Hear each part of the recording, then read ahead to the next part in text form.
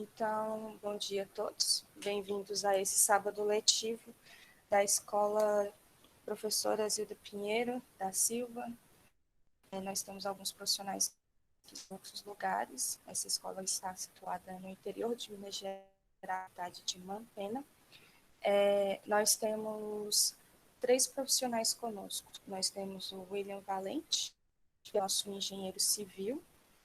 Nós temos a Camila von Treuerfeld, que é a nossa engenheira mecânica, e o Diego Steinberg, que é o nosso bombeiro. Nós vamos começar com o William. O tempo é todo seu. Bom dia a todos.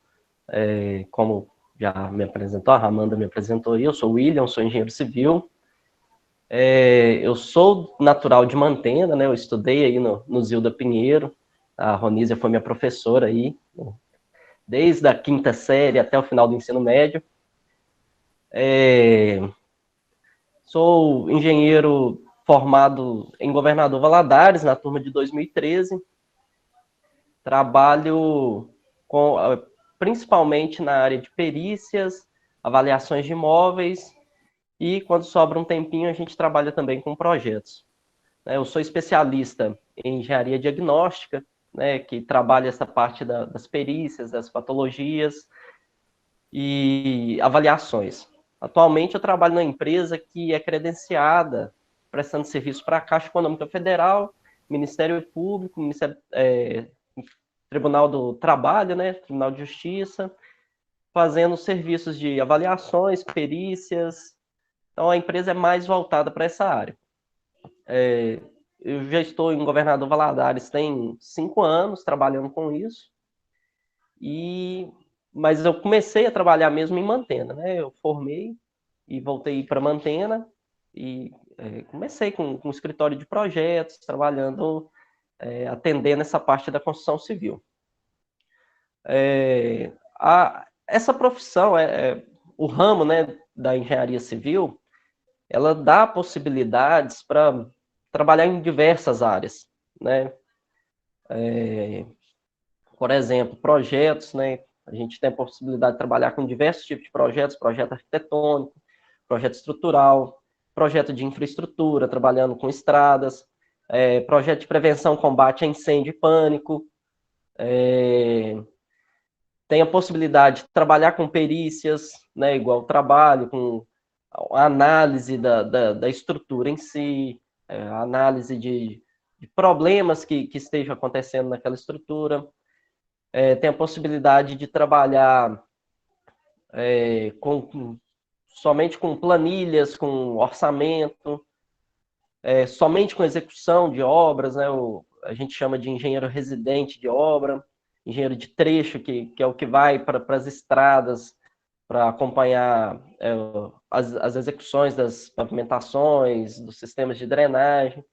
Então, assim, são infinitas áreas que nós podemos trabalhar. Hoje, né, nós estamos vivendo um período, né, nós, pelo menos na engenharia civil, a gente enxerga a engenharia voltada para a construção como altos e baixos. Nós estamos vivendo um período de baixa devido à pandemia.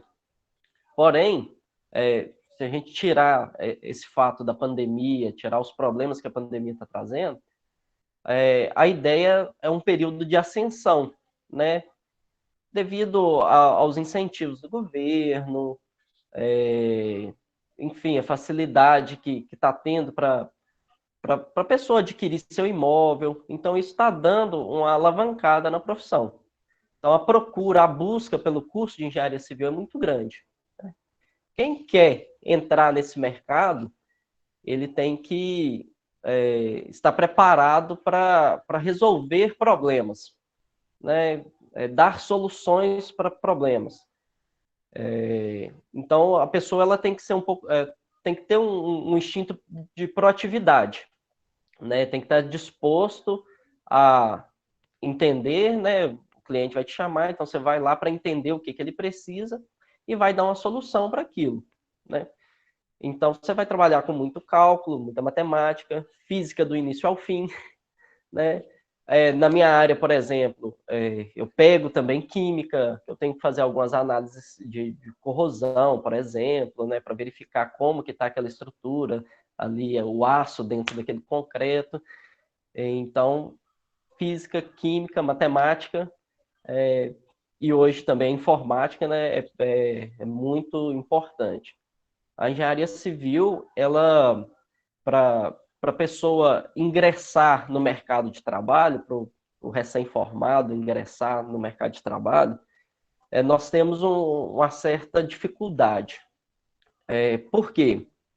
Como é um curso que é muito amplo ainda, né, e já foi mais, né, hoje já está dividindo mais, hoje já tem um engenheiro ambiental que mexe só na área ambiental, tem o engenheiro hidrossanitário que mexe só com hidrossanitário, tem um engenheiro eletricista que mexe só com essa área de elétrica, mas ainda assim tem muito campo para trabalhar. Então, na faculdade você vê muita coisa. E o ideal para quem quer começar a trabalhar com isso é fazer durante a faculdade um bom estágio, né? Você analisa durante os cursos qual área que você se identifica mais e procura um estágio naquela área, né? Vai depender somente do aluno, porque fazendo um bom estágio você vai ter segurança na hora de ir para o mercado de trabalho ou até mesmo ser contratado por aquela empresa como engenheiro e continuar trabalhando nessa área aí com mais segurança, né? É uma área muito... eu, particularmente, eu gosto muito da engenharia, principalmente por causa dessa possibilidade de trabalhar, né? Nós temos na sala um bombeiro, eu já fiz alguns projetos de combate a incêndio, é uma área que pouca gente se arrisca, porque tem que ler muito, tá, gente? Engenheiro não mexe só com conta, não. Tem que ler bastante norma, bastante lei, mas é tudo muito gratificante. Você passar em frente a uma obra e ver aquilo sendo construído aos poucos, ver todo aquele trabalho se desenvolvendo, é algo muito gratificante. Pediram para eu falar um pouco de como é essa parte como é a valorização do profissional, né? Como que os trabalhos da minha área se desenvolvem em cada região. No Brasil hoje, basicamente todas as faculdades, né, em qualquer parte do Brasil que você formar, você está apto para trabalhar no Brasil inteiro, né? Nós temos um conselho que organiza a nossa profissão, que é o CREA, o Conselho Regional de Engenharias e Agronomia. Então, todas as engenharias são regidas por ele. Antigamente, a arquitetura também era junto, a arquitetura agora tem um conselho à parte. E o seu currículo, né, durante o curso, durante a faculdade, que vai determinar algumas atribuições, né? Mas, basicamente, todos os cursos, né, aprovados pelo MEC te dão as mesmas atribuições para você trabalhar. Lógico, cada um na sua área. Hoje está tudo muito dividido, igual eu falei, né? Por exemplo, eu vou construir um prédio, eu faço a parte estrutural, mas eu vou precisar também da engenheira Camila para dimensionar meu elevador. Então, tem várias disciplinas trabalhando junto. Eu acho que é isso, eu consigo explicar um pouco de como é a engenharia civil para vocês. Os alunos que quiserem fazer perguntas podem começar. Onde você está?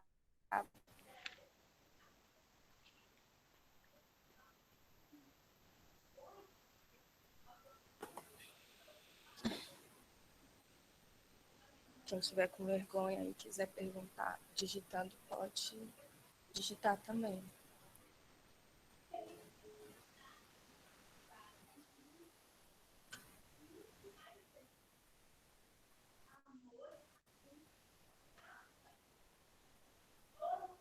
O pessoal tá tímido. Sempre assim. Mas eu fiquei curiosa em relação a uma coisa. Você disse que você faz perícias, né? O que exatamente você tem com perícia? Olha, na área de perícias, o meu curso de especialização em engenharia diagnóstica, né? Patologias e perícia na construção civil. nós fazemos uma analogia da edificação com o corpo humano, né? Nós temos o esqueleto, que é a parte estrutural, né? As minhas vigas, as minhas colunas, as minhas lajes. Nós temos os nossos músculos, que são as paredes, né? Que vai fechar tudo ali, vai proteger. Nós temos a nossa pele, que é o revestimento, a pintura, a cerâmica. Nós temos o nosso cabelo, que é a nossa cobertura. Então, a gente trabalha com esse tipo de analogia para a estrutura e também para as doenças, né? As doenças da edificação, a gente vai tentar identificar, que ela vai se manifestar de alguma forma, né? Por exemplo, vai aparecer uma trinca, uma rachadura na parede. É uma doença daquela construção e nós vamos identificar por quê. O que está ocasionando aquela doença? Ah, por que eu estou com febre? Ah, por que eu estou com dor de cabeça? Ah, por que a minha parede trincou? Ah, por que apareceu fungos na minha parede?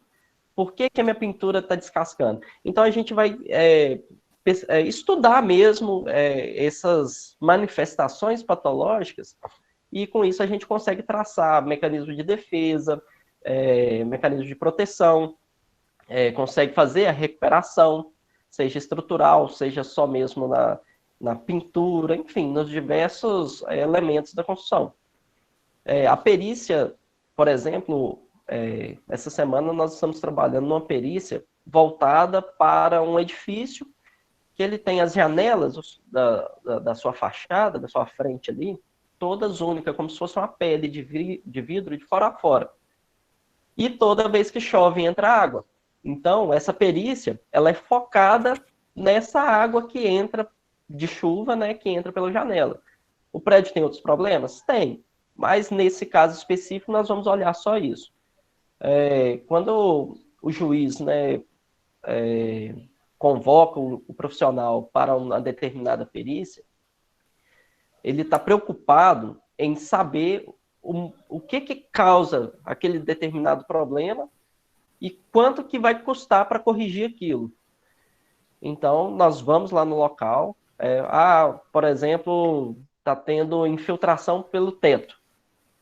A gente vai lá no local, vai estudar esse problema específico e vai dar a solução, vai dar o valor para corrigir. Se não tem correção, a gente fala também, né? Isso tudo é laudado. Então, por isso que eu falei que na engenharia também não é só número, né? A gente tem que ler bastante, estudar bastante, tem que escrever bem, conversar bem com as pessoas, né?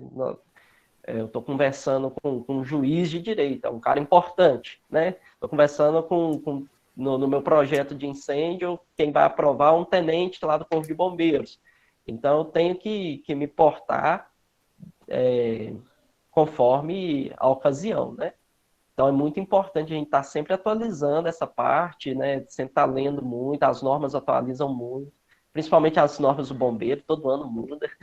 Então, a gente tem que estar sempre atento nisso aí. O Maicon fez uma pergunta aí, você viu, Ramanda? Ele perguntou se essa perícia é solicitada judicialmente. A maioria das vezes ela é solicitada judicialmente, né? Vai chegar... o engenheiro ele pode ir nos fóruns, né, e se apresentar como perito e pedir para fazer esse cadastro. Hoje o cadastro na maioria dos estados é feito online. Mas ele pode ir também nos fóruns, igual Mantena. Eu conheço muita gente lá em Mantena, então eu acho que eu posso ir no fórum e me apresentar como engenheiro para estar disponível para perícias. Aí, quando aparecer a oportunidade, o juiz vai nomear, né? Ele vai procurar no banco de dados dele, ou se ele conhece alguém, vai nomear esse engenheiro, ou nas diversas áreas da perícia também, né? Mas no meu caso, ele vai nomear o engenheiro e cabe a mim aceitar ou não, né? Aí eu vou apresentar, se for na justiça gratuita, já tem um valor pré-determinado.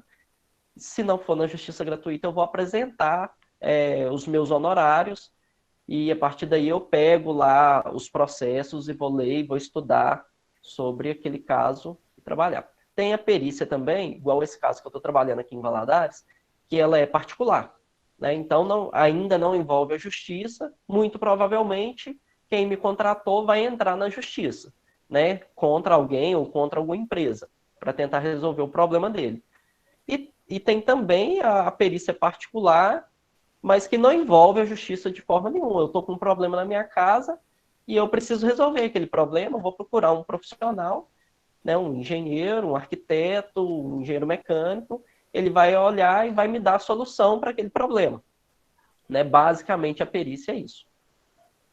Então, quando acontece, por exemplo, o caso de prédios desabarem no meio das... Você é o responsável por tentar descobrir o que houve? Que aquele prédio caiu, por exemplo? Sim, um dos responsáveis. Aqui na região caiu um muro de arrimo, um muro de contenção. Ele caiu, por exemplo, né, para dar de exemplo, e nós fomos chamados, né, ainda também fora extrajudicial, né, nós fomos contratados de forma particular para explicar por que o muro caiu. Né? Então, a gente faz toda uma análise documental, vai lá, verifica a estrutura em ruína, né? Que todas as pistas estão ali. Da mesma forma, quando acontece um incêndio, o bombeiro vai lá e vai identificar a possível causa do início daquele incêndio, né? Então, a gente tenta buscar isso aí. Mas, igual você falou de prédios, normalmente, quando cai um prédio, os trabalhos têm que acontecer muito rápido, porque às vezes tem gente ainda nos escombros. Então, vai acontecer uma movimentação, né? As máquinas vão trabalhar, os bombeiros vão trabalhar. Isso, às vezes, acaba mudando um pouco o cenário daquela ruína. Mas tem que trabalhar em conjunto, né? Infelizmente, a vida vem em primeiro lugar, a gente tem que... infelizmente, não, né? Nós temos que ter isso na cabeça, que salvar aquela vida é mais importante, depois a gente tenta descobrir o que foi que aconteceu, por que caiu. Aí eu falo, só para completar, Ramana, esse assunto de ruína, de prédio, essas coisas igual a gente tem visto por aí, não cai de uma hora para outra. Pode cair rápido, mas a estrutura ela vai te avisar de alguma forma. Seja uma trinca que apareça, seja um barulho que você escute, alguma coisa ela vai te avisar. Então, nós temos que, os profissionais, né, da engenharia têm que ter um pouco mais de respeito pela profissão, para não deixar a desejar nesses pontos, porque o leigo, né, a pessoa que está te contratando, ou aquela pessoa que mora lá, às vezes vai achar que é normal, que é um barulho no vizinho, alguma coisa assim, e não vai se preocupar tanto. Mas a estrutura ela vai te avisar, sim. Pode ser que caia rápido, pode ser que não caia, mas algo tem que ser feito o quanto antes. Obrigada. Ô, William, no caso, igual você fala que você trabalha com a questão da perícia, você fez algum concurso ou só você foi lá e indicou seu nome e colocou seu currículo à disposição? Igual você falou que você pode procurar o fórum, né, e coloca o juiz, né, e colocar o seu currículo. Aí, no caso, eles vão olhar no banco de dados e te chamar. Ou você fez algum concurso para poder estar dentro dessa área de perícia? No meu caso, eu trabalho só com esse tipo de indicação. Existem concursos, igual o concurso da polícia, né, para você ser perito específico da polícia, do bombeiro. Aí você tem que fazer o concurso para estar como profissional lá daquela instituição. No meu caso, eu sou como se fosse... É como se a justiça estivesse terceirizando esse serviço, né? Existem casos também, igual na Caixa Econômica, eu trabalho para a Caixa, como terceirizado. A Caixa, de tempos em tempos, ela disponibiliza um edital e as empresas tentam se cadastrar tentam se credenciar, né, através desse edital. Tem que cumprir alguns critérios, tem que ter alguns cursos, tem que ter já alguns trabalhos com emissão de ART, né, de anotação de responsabilidade no CREA, para comprovar que você está apto a fazer aquele trabalho. E aí, estando credenciado, a Caixa, a partir daí, começa a mandar as ordens de serviço e a gente vai fazer as avaliações, as perícias, acompanhamento de obra, enfim, também são vários serviços, né? Mas não precisa, o engenheiro ele forma, né? Ele está apto, se ele se sente preparado para aquilo, ele está apto para trabalhar naquela área. É diferente um pouco da medicina, que, por exemplo, para você fazer uma cirurgia, você tem que ser cirurgião, né? Você fez a medicina, depois você faz a especialização em cirurgia. O engenheiro hoje, ele, lógico, tem muitos cursos de especializações, mas se ele se sente apto a trabalhar naquela área, ele é responsável por aquilo, ele pode assumir essa responsabilidade de trabalhar, se oferecer para trabalhar.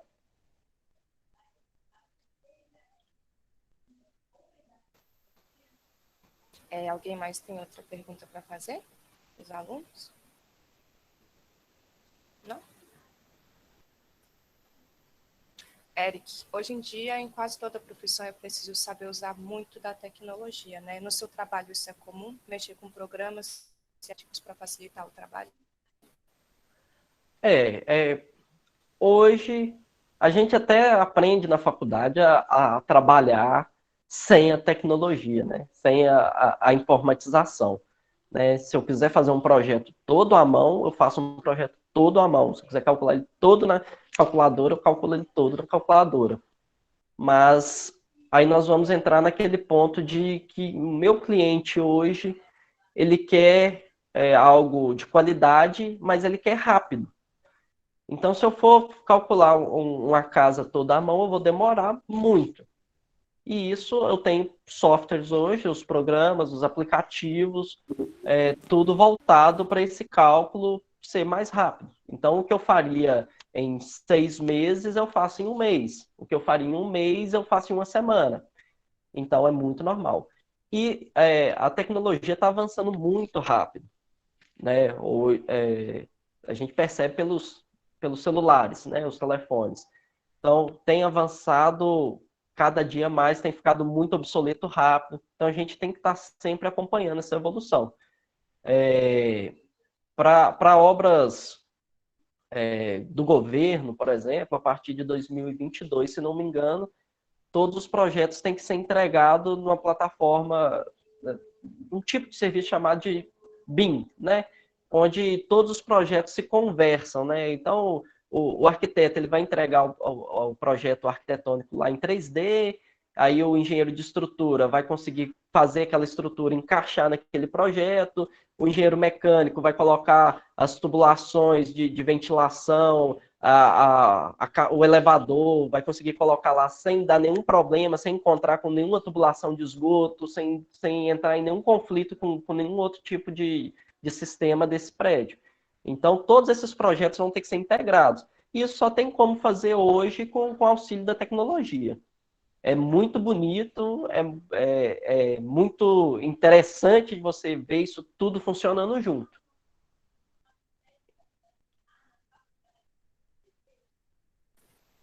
Mais alguém? Então, a gente vai abrir a palavra agora para a Camila, que é engenheira mecânica, ela vai explicar melhor para a gente. Bom dia a todos. Estão me ouvindo bem? Tá tudo certo? Então vamos lá, muito legal, William. Bom dia. Adorei, William, ouvir sua trajetória. Tem muitas semelhanças com a minha, muitas diferenças, mas nosso discurso está alinhado. Não vou deixar você mentir, não. Queria contar um pouquinho, fazer uma introdução minha. Eu nasci no Paraná, sou paranaense, fui fazer faculdade em São Paulo, e lá eu comecei a trabalhar e acabei me mudando para a Bahia, acabei indo para os Estados Unidos, e agora voltei para o Paraná, onde eu nasci, estou na cidade que eu nasci. Quando eu estava no colegial, eu não tinha ideia o que eu queria fazer da faculdade. Eu sempre gostei de exatas, gostava de física, gostava de matemática, mas eu não tinha consciência do que era isso na profissão, eu não sabia o que eu queria fazer. Inclusive, se eu tivesse tido a oportunidade de ter uma conversa dessa no colegial, seria muito útil. Eu gostei muito dessa iniciativa por isso. Mas foi durante uma visita que a gente fez com o colégio para a usina de Foz do Iguaçu, né, que é relativamente aqui perto, a usina hidrelétrica, que eu me encantei pela área de energia. E aí eu decidi que eu queria fazer engenharia. Eu ainda não sabia se eu ia fazer engenharia elétrica, engenharia mecânica, mas eu gostava mais da parte de projetos, eu não gostava muito da parte elétrica. Então eu decidi fazer engenharia mecânica, na cabeça eu ia trabalhar com energia, esse era o meu propósito. E nunca trabalhei com energia. Os rumos acabaram sendo diferentes, mas eu sou muito feliz com a escolha de engenharia mecânica. Durante a faculdade, eu gostava de participar de tudo que eu tinha oportunidade. Então, se tinha um convite para mentoria, eu participava. Se tinha convite de algum professor para assistir alguma palestra de uma empresa, eu participava. E isso acabou abrindo portas para mim. Eu fiz na faculdade um estágio de férias não remunerado, num chão de fábrica, fazendo embreagens, numa empresa de embreagens. E o que importa realmente é passar por aquilo, né? Não importa muito a remuneração ainda nessa altura do campeonato, a gente está lá para aprender mesmo. Fiz 2 estágios de férias assim, não remunerados, na cara de pau, pedindo para ir lá, para entrar na empresa, para ver como funciona o processo, foi muito válido para mim. E num mural da faculdade, eu comecei a procurar estágio nos últimos 2 anos, que normalmente o estágio dura 2 anos, e se você desempenha um trabalho legal na empresa, você tem a chance de ser efetivado. Eu recebi muitos nãos, não, não, não, não, cada entrevista era um não, mas até que veio o sim. E eu acabei entrando como estagiária na Caterpillar, é uma empresa de máquinas de construção, e mudei o meu curso para noturno, trabalhava o dia inteiro e estudava à noite. Foram 2 anos super legais, meu chefe era muito rigoroso, ele não era mole comigo, e isso que me fez crescer bastante. Depois de 2 anos eu acabei sendo efetivada lá na Caterpillar, tive a oportunidade de começar como trainee, e muito rápido, eu não estava preparada para ir para o campo ainda como engenheira da Caterpillar, mas eu fui assumir uma vaga de um colega que teve que sair da empresa por motivos de saúde, e meu chefe falou, você que vai para o campo agora, você que vai resolver esses pepinos. Eu era recém-formada, menina, nova, e como numa área totalmente masculina, foi um super desafio para mim. E eu tinha que ganhar credibilidade daqueles caras, um monte de homem de 50, 60 anos, eu tinha que ganhar a credibilidade deles. E eu lembro que antes de eu ir para o campo, eu estudava a frota do cara, né? Ele tem a máquina tal, tal, tal, tal, tal. Eu passava a noite inteira estudando aquelas máquinas para poder agregar alguma coisa no dia seguinte, para ele conseguir confiar em mim. Então, esse foi um recurso que eu usei para ganhar credibilidade. Eu não dormia para ficar estudando para ganhar credibilidade. Tem outras formas de conseguir também, mas na situação foi o que eu encontrei. Eu trabalhava, então, numa área comercial técnica. Eu resolvia problemas de pós-venda, fazia um pouco de perícia também, como o William. Se tinha um problema num pistão, numa bomba, a gente tinha que saber de onde veio aquele problema.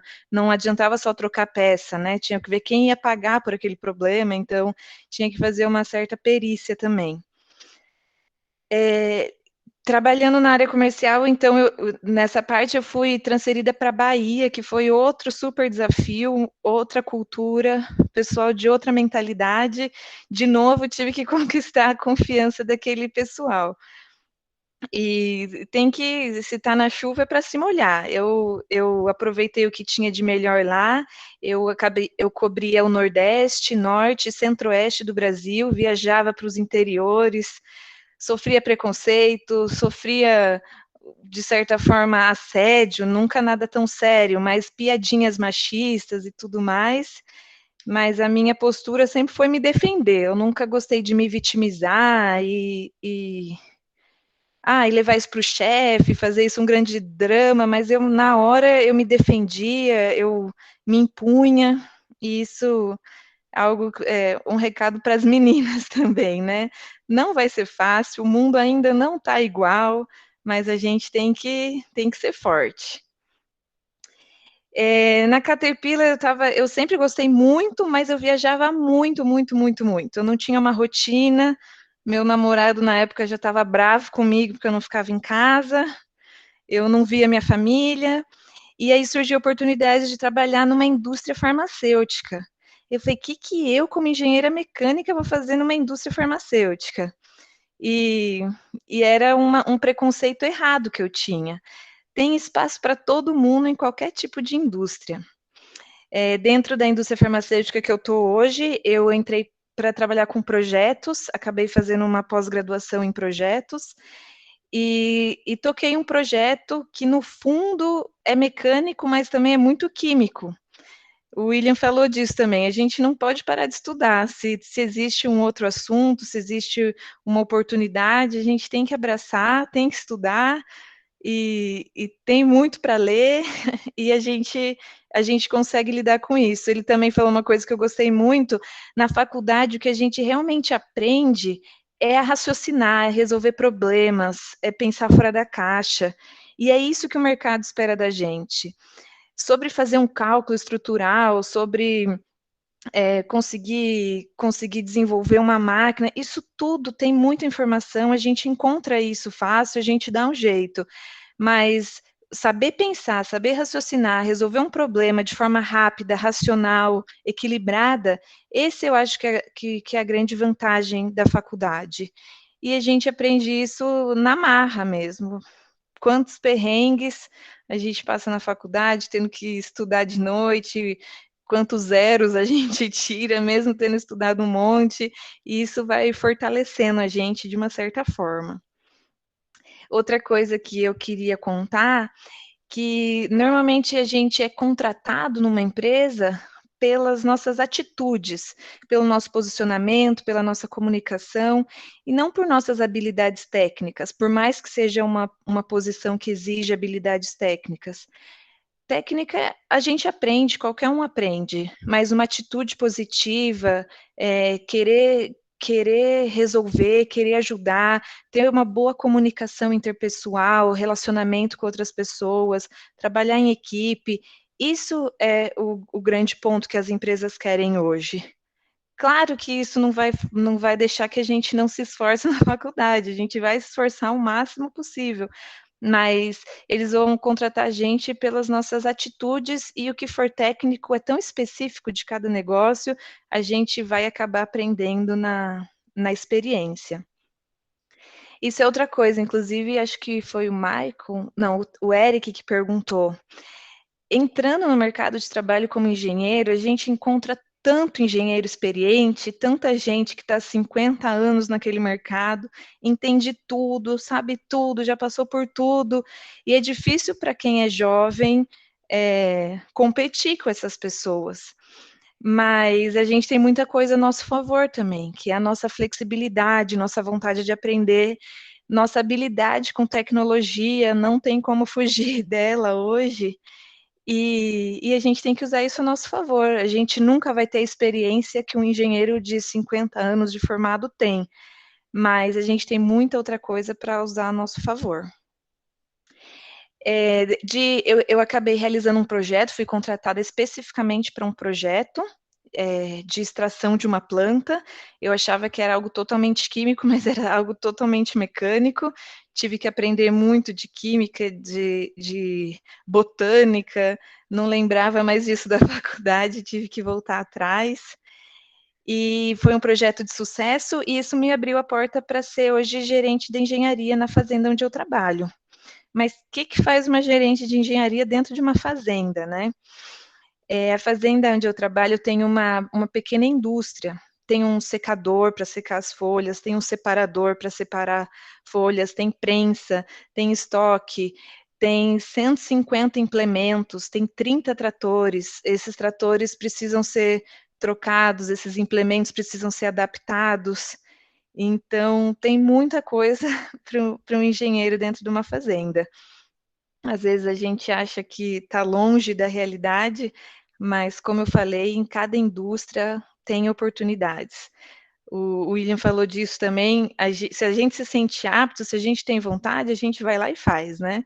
A gente faz acontecer. Outra coisa que é um ramo que não dá para ficar muito fora dentro da engenharia mecânica é a área de segurança. Tem um termo que hoje é muito usado e as empresas cada vez mais vão ter que investir nisso, que é EHS, é uma sigla em inglês para meio ambiente, segurança e saúde. É o técnico de segurança que a gente conhece, que tem em toda a empresa, que tem que exigir os usos de EPIs, tem que garantir que as pessoas estão trabalhando de forma ergonômica, estão trabalhando de forma correta, estão respeitando a saúde mental, estão descartando os resíduos de forma certa. E isso é algo que, pelas experiências que eu tive, está sempre englobado dentro da área da engenharia. Pode ser um engenheiro ambiental, um engenheiro civil, no meu caso sou eu, a engenharia mecânica, que lido com isso também, mas é outra coisa que não tem como fugir. Cada vez mais o mercado está exigindo isso das empresas, essa consciência de segurança, essa consciência ambiental, e tem muito trabalho para o engenheiro também, para pensar no descarte correto dos resíduos, no tratamento dos resíduos, na separação do lixo e na saúde dos funcionários. Uma outra coisa que eu queria trazer é que eu sempre ouvia que quem escolhesse uma profissão muito técnica, que é o caso nosso aqui, Diego, William e eu, a gente não consegue fazer carreira, né? Técnico fica lá e se você quiser fazer carreira, você tem que fazer administração, economia ou algo mais abrangente. E não é bem assim também. A gente tem tanta oportunidade de nos especializarmos em tanta coisa que a gente quiser, e esse embasamento técnico que a gente tem é muito valioso, é muito valioso. Eu gosto muito de ouvir podcasts, palestras de quem se deu bem em outras empresas, e muitos têm uma formação técnica e passaram por diversas áreas nas empresas, que a gente nem imagina que um técnico consiga, e é isso que faz crescer, é querer aprender onde quer que você esteja, ter flexibilidade, adaptabilidade, o mundo está mudando muito rápido, as informações estão ali muito rápido, as prioridades mudam toda hora, ter adaptabilidade, é isso que vai ser o diferencial para a gente conseguir chegar onde a gente quer. Eu tô esquecendo de alguma coisa das perguntinhas guiadas, Amanda? Eu acredito que não. O William falou um pouco sobre o CREA, né, que é o conselho que rege as engenharias e agronomia. Também tem sobre quais especialidades dentro da engenharia, e hoje em dia eu nem consigo imaginar quantas especialidades deve ter. Já existe engenharia da pesca, engenharia têxtil, é super interessante, na faculdade que eu fiz era muito forte em engenharia têxtil, eles pensam em malhas diferentes, tecidos diferentes para proteger contra o frio, para trazer mais segurança, é super interessante também, mas eu acho que devem ter mais de 30 especialidades hoje dentro da engenharia.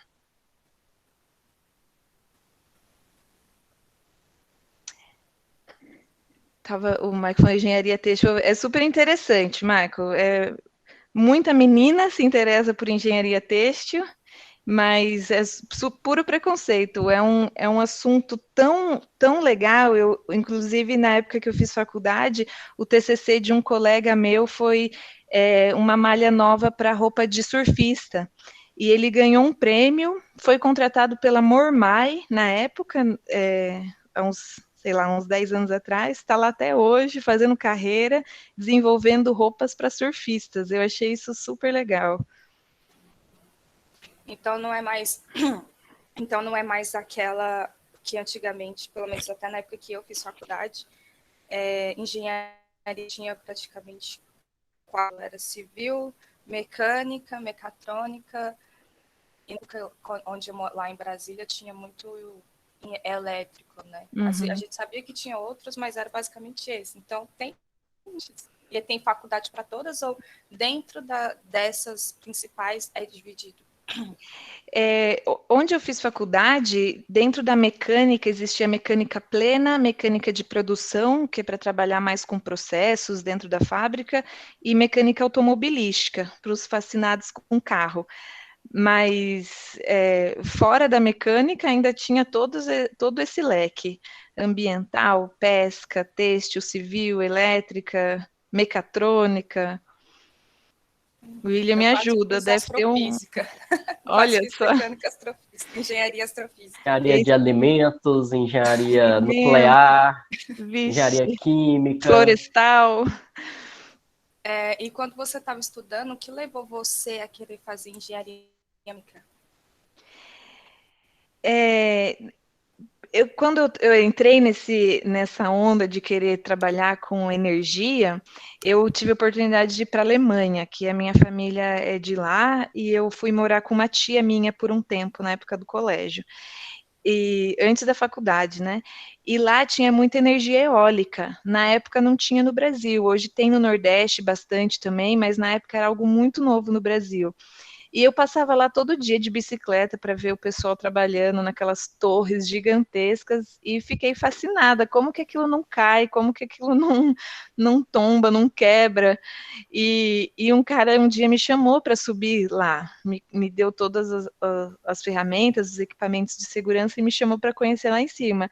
Aí eu fiquei fascinada. E o cara era engenheiro mecânico, então eu acho que foi uma influência totalmente desse cara, que eu nem sei o nome dele, não consigo encontrar mais ele, mas eu agradeceria ele por essa oportunidade. Foi ele que me passou essa paixão.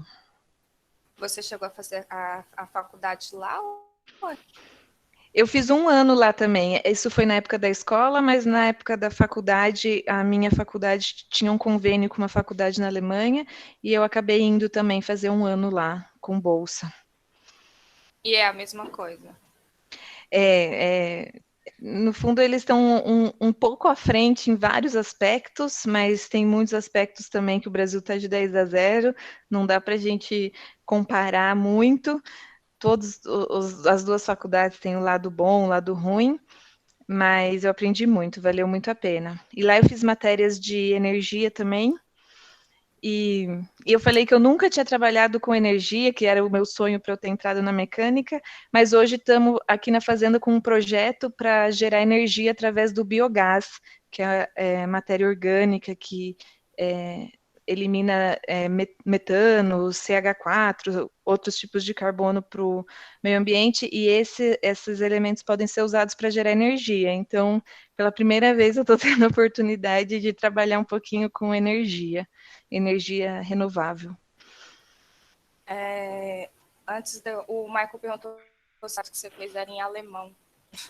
As aulas eram em inglês, Maicon, mas eu falo alemão também porque meu pai é alemão. Meu pai é nascido na Alemanha, então eu tenho esse privilégio de ter aprendido enquanto criança, porque se fosse aprender agora, não ia falar nada. Antes a Nayara perguntou qual é a sua carga horária semanal. Eu trabalho 6 horas por dia, não, 8 horas por dia, desculpa, então são 40 horas por semana. E eu prezo muito pelo equilíbrio. Eu sou mãe também, tenho que cuidar da casa, tenho que fazer um monte de coisa em casa, então realmente das 5 horas eu vou para casa. Tem aquele pessoal que fica até 7 horas da noite em reunião, resolvendo problema, mas eu prezo muito para o equilíbrio. Eu tento ser o mais eficiente possível na hora de trabalho, porque eu quero ir bem para casa para conseguir render em casa também. E só uma coisa que eu fico mais interessada que os alunos, né? Quando você falou aí sobre o seu novo projeto de produzir energia renovável, você como engenheira mecânica, você fica pelo do equipamento em si que vai transformar essa energia?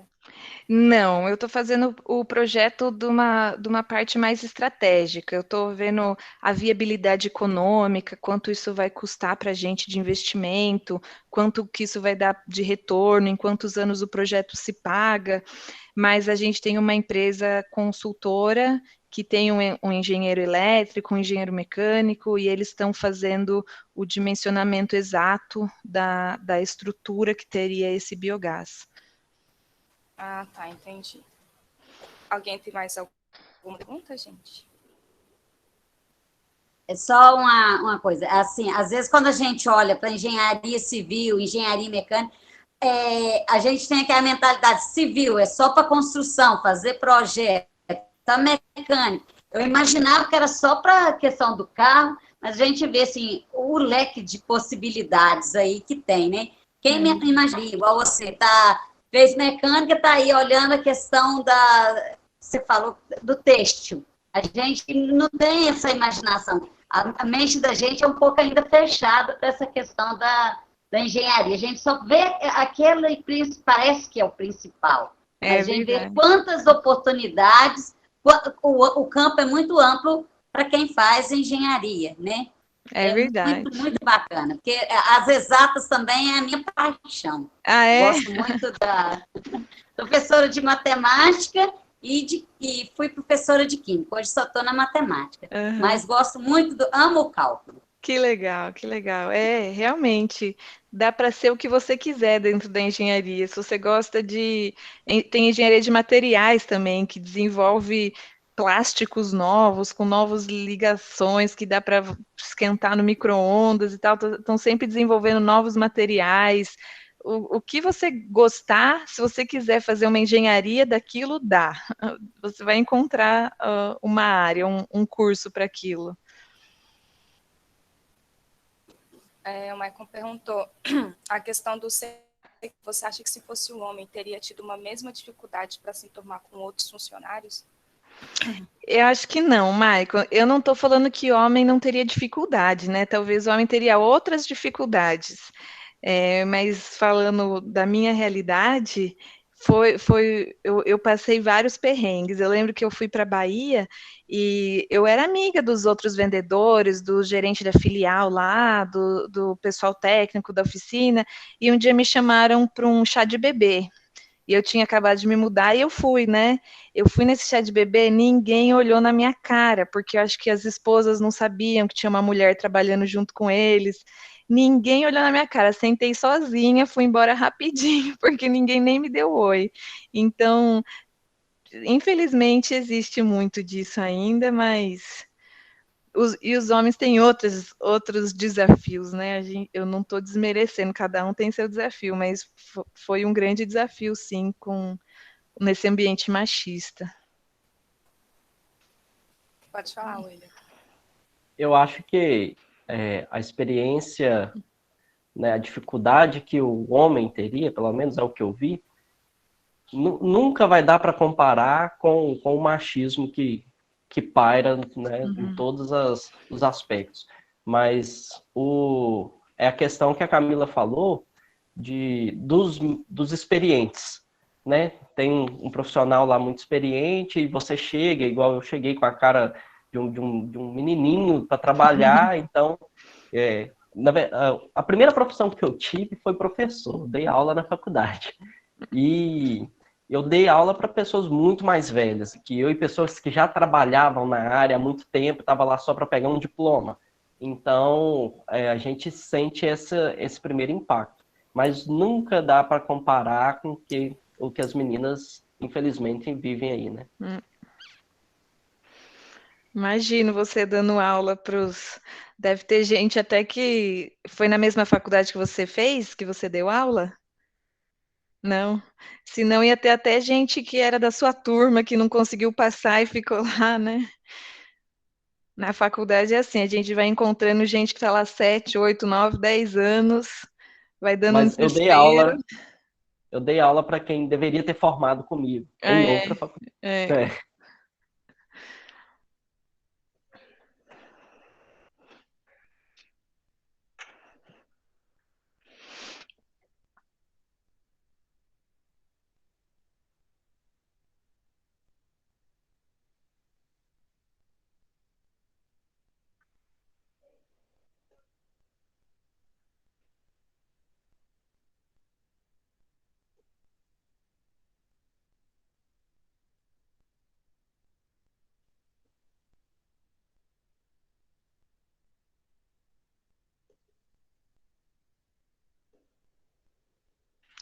Acho que a professora Amanda caiu, pode ser? Que o Djavan levantou a mão aí, se quiser aproveitar e já perguntar, Djavan. Dajan. Porque, tipo assim, eu tô vendo aqui que todo mundo ama muito o que faz. Mas é tipo assim, se eu não amo nada, profissionalmente falando e tal, mas eu quero ter não quero ter só um trabalho, eu quero ter uma carreira, qual faculdade eu posso pensar em fazer? Ai, Dajan, na minha opinião, faça aquilo que você gosta. Tem algum assunto que você gosta, seja música, culinária, matemática, esporte. Dentro daquilo, você vai se encontrar. E não tem essa de que chefe não ganha dinheiro, educação física não ganha. Não tem. Você vai ver que não é isso que importa. Todas as profissões têm oportunidades. É importante você ir atrás do seu sonho, não deixar, não se levar por outro motivo, por motivo de dinheiro ou por status. Eu acho que tem que seguir o coração desde o começo. Dá para mudar também, né, William? Quantas vezes no meio de tudo isso a gente não pensou em desistir, em mudar? Desde que te faça feliz, vale a pena. Desculpa, Davan, mas o primo da minha esposa, ele é formado cirurgião dentista, ele passou num concurso, já estava trabalhando na prefeitura, já estava, assim, estava tudo encaminhado já, e ele viu que não era o que ele queria e resolveu fazer engenharia civil, e ele percebeu que era o que ele amava, era essa área das construções, e aí mudou. Você tem que, assim, entender que nunca é tarde demais para tomar uma decisão. O importante é que ela seja tomada, né? E buscar aquilo que você vai se sentir bem, vai se sentir feliz. É igual a Camila falou. Ah, eu gosto de música, eu gosto de esporte, eu gosto de culinária, eu gosto de ajudar as pessoas, eu gosto de ouvir as pessoas. Então, para tudo tem uma profissão. Na verdade, todos os nossos atos nos leva, nos direciona a um caminho que pode ser uma profissão. Né? E também, William, não sei se você concorda, a gente também não está feliz todos os dias, né? A gente tem que aceitar que é um pouco cíclico. Tem projeto que não é tão legal de fazer, mas a gente tem que ter consciência que está no nosso propósito, que sabe o que a gente quer, que aquilo, no geral, nos faz feliz. Mas não é todo dia que eu acordo morrendo de vontade de trabalhar. Tem dias e dias. Gente, só interrompendo vocês um pouquinho aqui na antena, quando um cai, todo mundo cai junto, né? Deu um pico de energia, por isso que saiu muita gente de uma vez da sala, só esperando ver se eles voltam. Acho que, não sei, o que caiu aqui em casa não foi nem a internet, foi a luz mesmo, deu só, desligou de uma vez. Mas o William fez o intermédio, fez as perguntas, deu tudo certo. Ainda bem. Pior que eu tinha eu fico mais interessada que os alunos. Acho que, querendo ou não, todo físico já quis ser um engenheiro na vida, né? E aí a gente ficou super interessado em várias coisas. Tá todo mundo perguntando o que aconteceu. Caiu.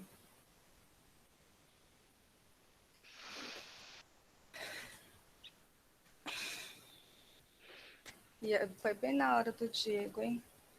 Que é completamente diferente dos engenheiros. Não, o Diego ainda não começou. Eu também estou ansiosa pelo Diego.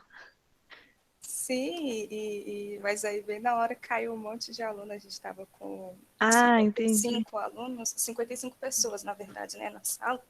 Deve que tinha cerca de uns 40 alunos para mais.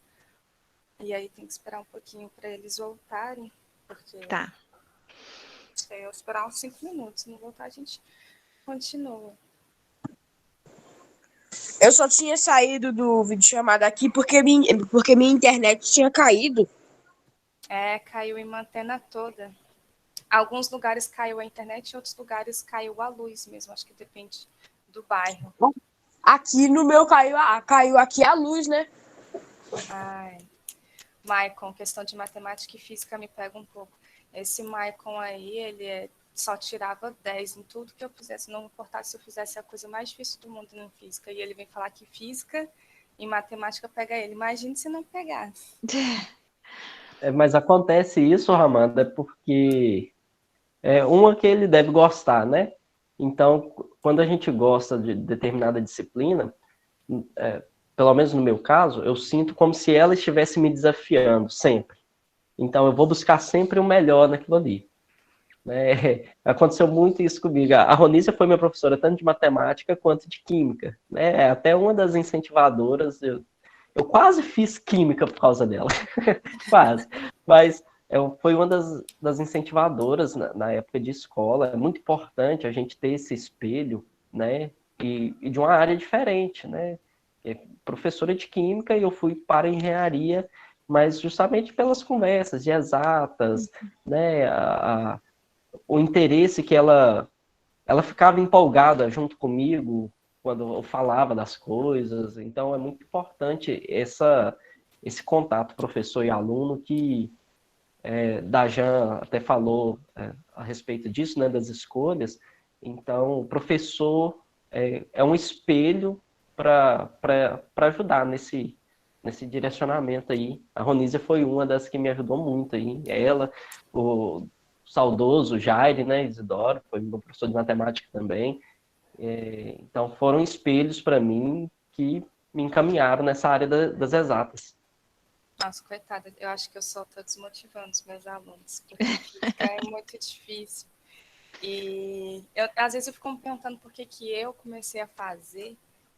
Mas é porque quando a gente gosta não tem jeito, né? Quando a gente vê uma coisa que a gente gosta, igual a Camila, ela simplesmente um negócio lá de energia. Como é que é o nome daqueles catavento? É energia eólica, pá eólica. Mas o nome do catavento, qual é o nome do aparelho em si? É pá eólica que chama. Pá eólica. Isso. Então, você só viu uma pá eólica e pronto, ficou louca. E hoje faz uma coisa completamente diferente, mas que você ainda gosta. Né? Gente, Michael queria fazer arquitetura. A arquitetura tem muita conta também. Para vocês que fazem engenharia, que fizeram engenharia, o cálculo é realmente assim, extremamente importante? No sentido assim, de vocês realmente usam muito todos os dias ou não necessariamente? Eu uso todos os dias. O cálculo para todas as engenharias, a Camila tá aí, não vai me deixar mentir sozinho. Pelo menos os 4 primeiros períodos, né, os 2 primeiros anos de faculdade, é basicamente igual para todas as engenharias. Seja engenharia de alimento, engenharia têxtil, engenharia mecânica, elétrica, civil, a base é a mesma. Matemática, física, química. Né? Então, ela vai te acompanhar aí durante toda a sua carreira.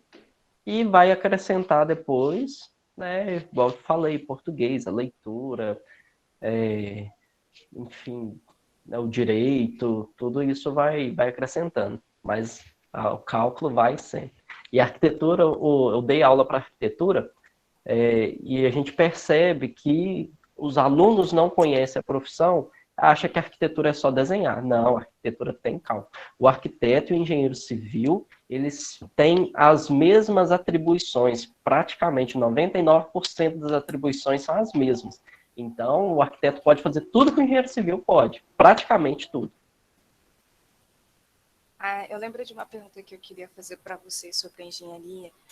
Alguém comentou, na hora que eu estava lendo, que eu ia falar assim, que a pessoa queria fazer engenharia, acho que era petrolífica, mas aí desistiu porque ia acabar ficando sem emprego. Vocês acham que hoje existe sim algumas engenharias que se a pessoa fizer, ela vai ficar sem trabalhar?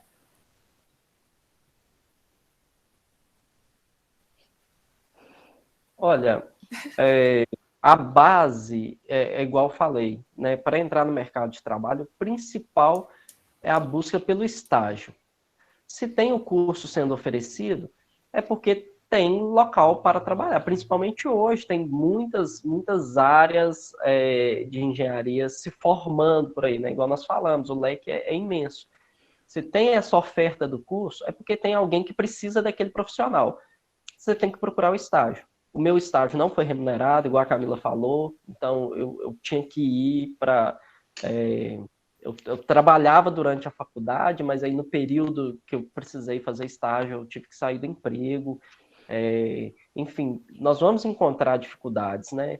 Aí tem que pedir ajuda de um pai, de uma mãe, de um tio, se precisar, né, se for o caso, e dedicar-se ao estágio. Hoje, você encontra com mais facilidade o estágio remunerado, mas não se prenda a isso, né?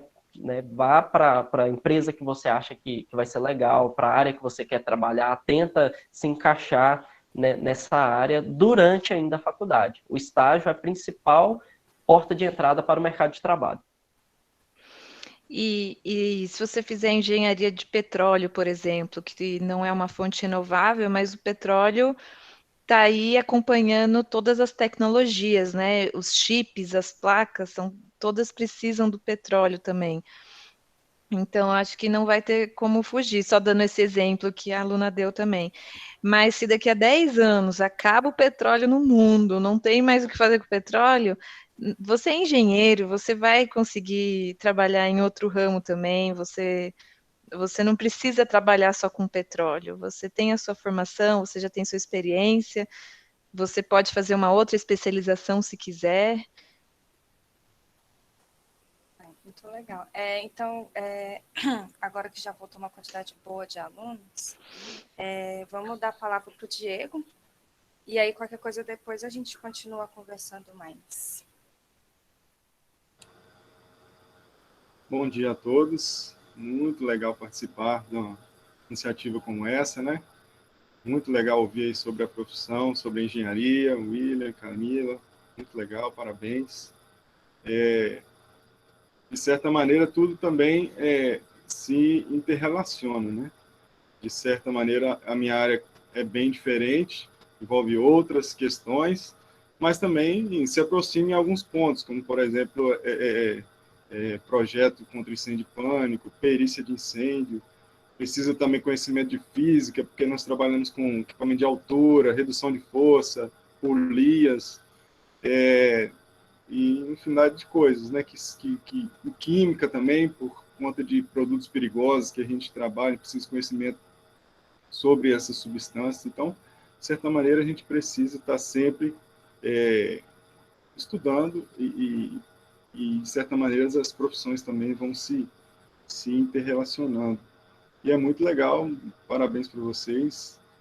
Mas sobre a minha profissão, então, meu nome é Diego Stenberg Pérez, hoje eu estou como cabo do Corpo de Bombeiros Militar do Estado do Espírito Santo, trabalho aqui em Barra de São Francisco, do ladinho aí de vocês, mas também eu já estudei no Zilda Pinheiro, já fui aluno aí do Zilda Pinheiro, estudei em Mantena, no ensino médio, conheço um pouco aí, acredito que a escola era em outro local, né? Agora em outro local, mas já tive o privilégio de estar aí também, estudar e conheço um pouco. Mas hoje nós estamos aqui em Barra de São Francisco, aqui nós trabalhamos no posto avançado da 2ª Companhia do 2º Batalhão. Então, é uma extensão da 2ª Companhia do 2º Batalhão que fica em Nova Venécia.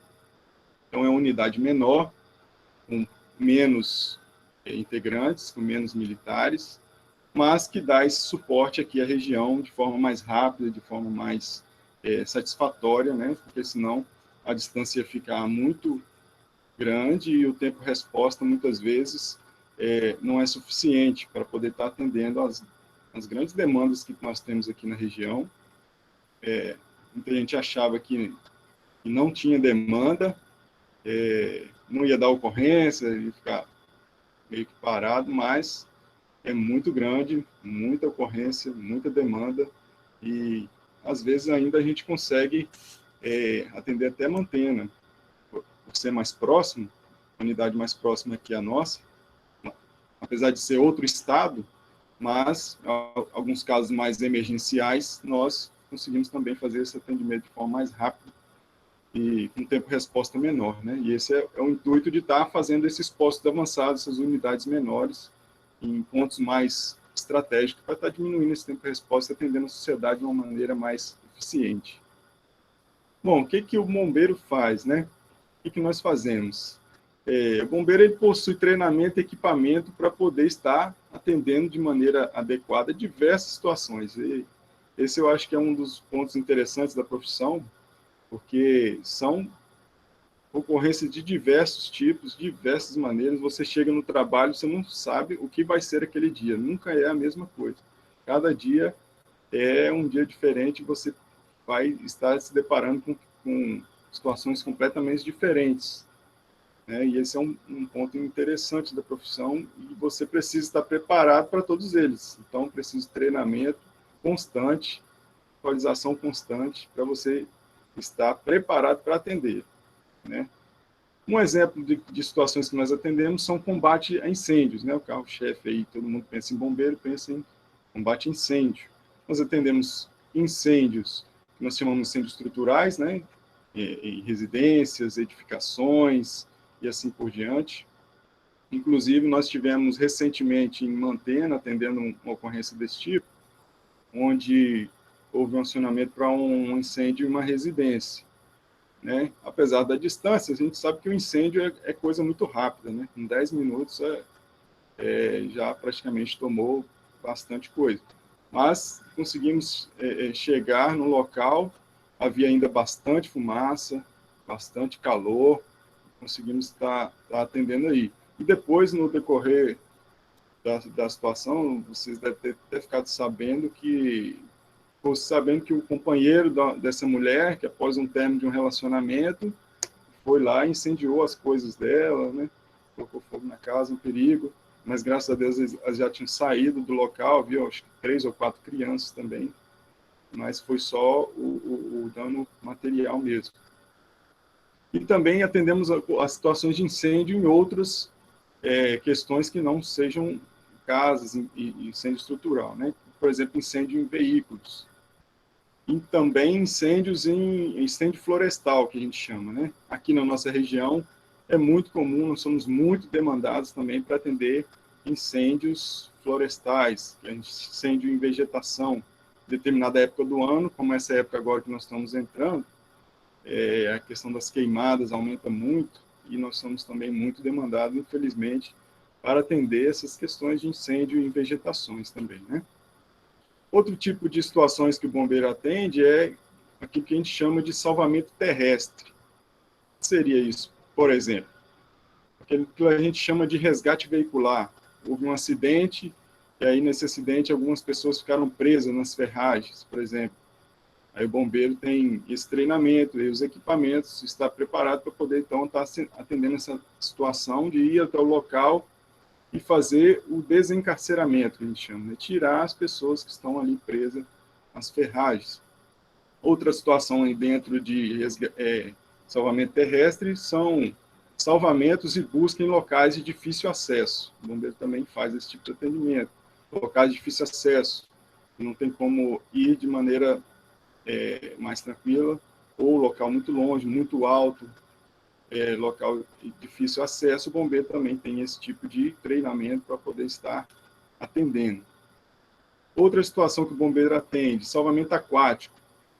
Nós também temos esse tipo de treinamento e preparo para poder estar fazendo o resgate de afogados, por exemplo, pessoas desaparecidas, nos diversos ambientes aquáticos, né? Seja ele rios, lagoas, postos, e aqui no nosso estado também nós possuímos treinamentos para estar fazendo esse tipo de resgate em locais de mar, né? Em praias, nós temos esse tipo de treinamento também, com a especificidade aqui do nosso estado. Outro tipo de situação que o bombeiro atende é salvamento em altura. Situações envolvendo altura, o bombeiro também está tendo frequentemente esse treinamento para poder estar atendendo de maneira satisfatória a sociedade também envolvendo altura, prédios, pessoas presas em andaimes muitas vezes acontece, situações envolvendo rapel, tirolesa, todas essas situações o bombeiro também está treinado para poder estar atendendo.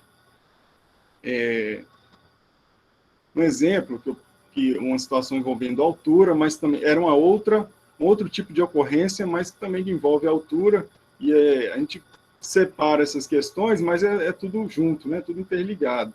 Por exemplo, nós fomos chamados para atender uma ocorrência de uma pessoa que estava em situação de tentante de suicídio.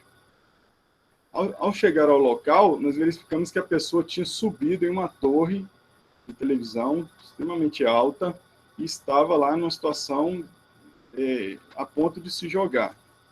Já tinha saído de todos os locais de segurança e estava a ponto de se jogar.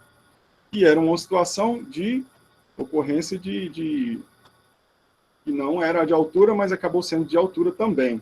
Então, precisou de todo um treinamento para subir até o local e fazer esse contato com a pessoa, essa conversa, esse convencimento, né, para que ela não cometesse esse tipo de ato. E após quase 2 horas ali de conversa, aqui em São Francisco mesmo, essa pessoa concedeu que a gente se aproximasse dela e colocasse o equipamento nela também e descesse com ela. Então, são diversas situações que nós atendemos também nesse tipo de situação de altura. Outra situação que a gente atende também é a questão que a gente chama de salvamento em estruturas colapsadas, né? Em lugares confinados, estruturas colapsadas, aí, como ele falou, quando o prédio desaba, e aí está ali os escombros, e tem-se a possibilidade de ter uma vítima ali, a gente chama de estruturas colapsadas, e a gente faz também todo o treinamento para poder estar fazendo esse tipo de resgate, né, e busca em situações desse tipo. E também em lugares confinados. E essas situações que é difícil adentrar, como esse é um exemplo, né, postos também, e diversas outras questões que envolvem esse tipo de estrutura, a gente também faz esse tipo de resgate. Situações envolvendo produtos perigosos também, por exemplo, um veículo de transporte de produto químico, de produto inflamável, de produto corrosivo, explosivo. Houve um acidente, houve um vazamento, então o bombeiro também é acionado para poder estar fazendo esse tipo de contenção, de isolamento e resgates de possíveis vítimas também, né? Em locais nesse sentido. Primeiros socorros também, bombeiro atende, é muito demandado para fazer esse tipo de atendimento. Primeiros socorros, a gente chama de APH, né, que é o atendimento pré-hospitalar, e aí envolve diversas situações também, como fraturas, entorses, lesões de diversos tipos, hemorragias, situações de casos clínicos, né, como convulsões, infartos, e tudo isso o bombeiro também tem um preparo para poder, e equipamento adequado para poder estar atendendo. Ações de defesa civil também, né, análise de risco, para poder tentar evitar e minimizar ao máximo as situações de desastre, né, e também, quando ocorre alguma situação de desastre, o bombeiro precisa estar pronto para poder estar fazendo esse atendimento na situação o mais rápido possível e da melhor maneira possível. Nós tivemos diversas questões de exemplo sobre esse desastre, até no estado de Minas Gerais, né? Teve um acidente grande, uma empresa grande, envolvendo água, lama e situações completamente difíceis que o bombeiro teve que, inclusive, de outros estados, diversos estados, foram demandados para poder estar fazendo esse tipo de atendimento aí também, em situações de desastre. E também o bombeiro ele trabalha muito com ações de prevenção, né? Feito muito palestras, cursos, treinamentos, vistorias, tudo para poder tentar minimizar esse efeito, e o bombeiro trabalha muito com essa questão de prevenção. Então, e principalmente com essa questão de primeiros socorros, quanto mais pessoas souberem e tiverem informação, melhor será para a vítima, né? Para o paciente, para aquela pessoa que está em situação difícil. Por exemplo, essa semana, aqui em Barra de São Francisco, estava numa farmácia, e aí chegou uma pessoa na porta com uma criança desesperada, está engasgado, e aí eu fui e peguei a criança e fiz ações simples, né, que é de desengasgo de criança, e rapidamente a criança expeliu uma bala que ela estava engasgada. Mas então, quanto mais pessoas tiverem essa informação, melhor para a pessoa, né? Porque numa situação dessa, de desespero, a pessoa muitas vezes não sabe o que fazer, como fazer, e as pessoas em volta também muitas vezes se desesperam, e ações simples podem, né, estar salvando vidas. Então a gente faz muito essa ação de palestras, de treinamentos, né, informações, para poder estar divulgando todas essas questões. E também, quando a prevenção falha, né, o incêndio acontece, o bombeiro também trabalha com a questão da perícia de incêndio, né? E aí o bombeiro faz também, então, essa questão da perícia para tentar elucidar a causa real daquilo que levou à ocorrência desse incêndio. Mas existem também as especializações. Por exemplo, essa questão da perícia, são especialistas. A pessoa faz um curso, né, de perícia de incêndio. Então, ele é um perito de incêndio. Não são todos os bombeiros que estão aptos para fazer essa perícia. Então, existem os peritos de incêndio que vão até o local. Existem os especialistas em mergulho, por exemplo, no nosso caso aqui no estado, tem os especialistas em mergulho. Então, são esses profissionais que são demandados quando tem que fazer uma busca em local envolvendo mergulho. E assim por diante, especialista em altura. Existem várias especializações também dentro do bombeiro. Qual que é a rotina nossa? Aqui no estado, existem dois tipos de rotina. A rotina administrativa, né, onde a pessoa vai trabalhar numa área administrativa, então o horário de expediente normal, e a grande maioria vai trabalhar na escala de serviço operacional, atendimento à população no dia a dia. E essa escala aqui no nosso estado, ela é de 24 horas, né, por 72 horas. Trabalha 24 horas e folga 72 horas. E aí existem vários, durante essas 24 horas, existe toda uma rotina de trabalho, né? Você chega no serviço, a equipe que está entrando e a equipe que está saindo se encontram, e aí há todo um cerimonial ali feito, a bandeira, e depois a passagem de serviço, onde as informações necessárias e pertinentes do dia anterior são repassadas para a equipe que está entrando. Depois há uma conferência de todos os materiais, equipamentos, testes, todos são feitos durante a parte da manhã. Depois há um almoço e depois, na parte da tarde, há um treinamento. Nós temos um período do dia separado para treinamento, a gente está sempre em constante treinamento, existe um calendário todo anual para ser feito esse tipo de treinamento, né? Então, essa é uma rotina que a gente desenvolve durante o nosso dia de trabalho. Como que entra no bombeiro? O ingresso na profissão é feito através de concurso público, né?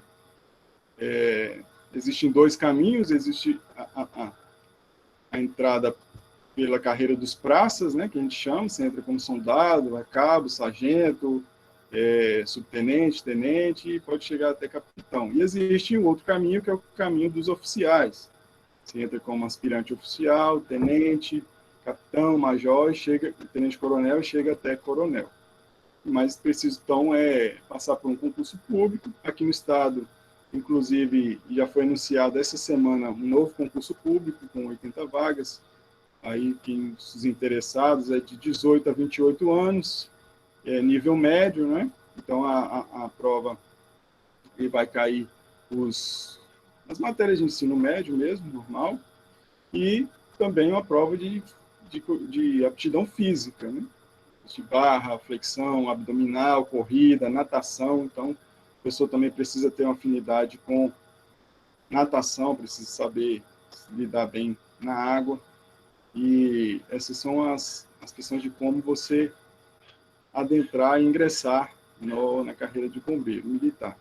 Então, essas são algumas informações que a gente tem para passar sobre a nossa carreira, e aí, se quiserem fazer alguma pergunta, estou à disposição aí também. Aí em Barra São Francisco tem todos os equipamentos, tipo, de mergulho, equipamentos... Quais os equipamentos que vocês têm aí de primeiro socorro? Aqui a gente possui todos os equipamentos necessários de uma unidade maior. A gente atende todos os tipos de ocorrências, diversas ocorrências. O que é menor aqui é a quantidade de pessoas, né? A gente só consegue atender uma ocorrência por vez. Só tem uma equipe. Uma unidade maior, existe uma equipe de resgate, uma equipe de atendimento a ocorrências de trânsito e desencarceramento.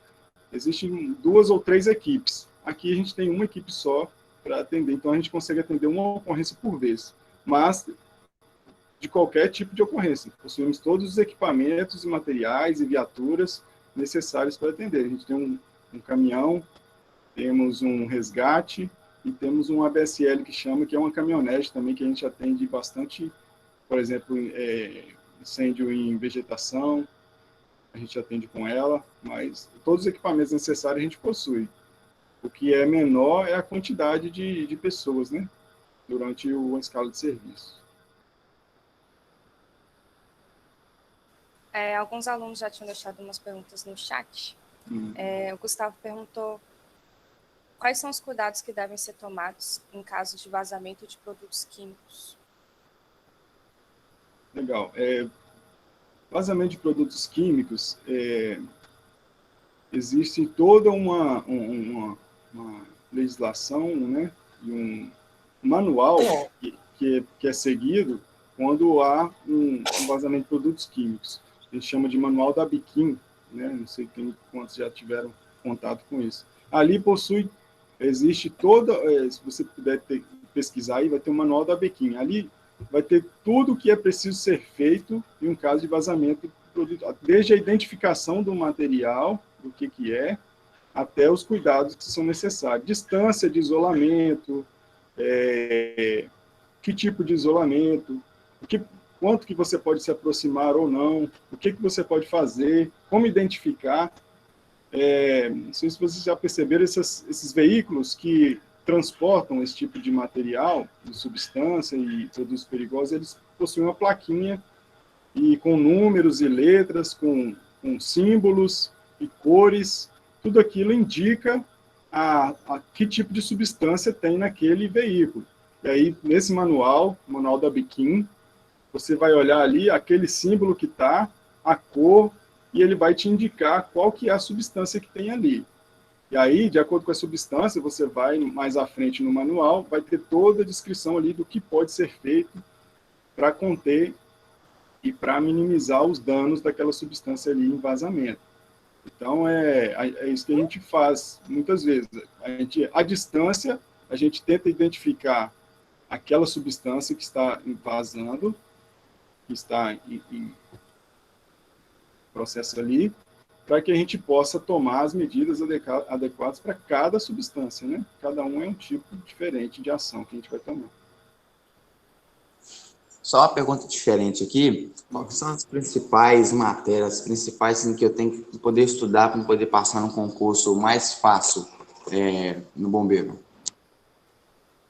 Aí vai depender de cada estado, né? Cada estado tem um tipo de prova, de ingresso. Aqui no estado, essa nova que eles anunciaram para nível médio, com matérias de nível médio. Então, português, matemática, física, química, biologia, tudo vai ser cobrado. E, além disso, a prova física também, né? Barra, abdominal, corrida, natação, tudo isso também é cobrado. Não tem como você fugir da física, Mike Diel, desculpa. Eu avisei vocês. Falei, quem quer ser PM, bombeiro, tem que saber física, porque cai na prova. Cai na prova também. E no curso também, a gente passa um ano no curso, né, de formação. E durante o curso você precisa saber também física, como eu falei no início, a gente trabalha com redução de força em altura, né, para você levantar uma carga, descer uma carga, tudo isso precisa você ter um conhecimento de física mínimo. Outra pergunta que fizeram aqui. As maiores demandas são devido às necessidades das pedreiras, acidentes automobilísticos ou civis que podem solicitar e manter são 2 perguntas, né? a necessidade de poder... No caso do nosso aqui de atender em Mantena, a gente atende mais as questões mais emergenciais, no caso, incêndio, né, acidente automobilístico, acidente com pessoas presas em ferragens, essas questões assim a gente auxilia e atende.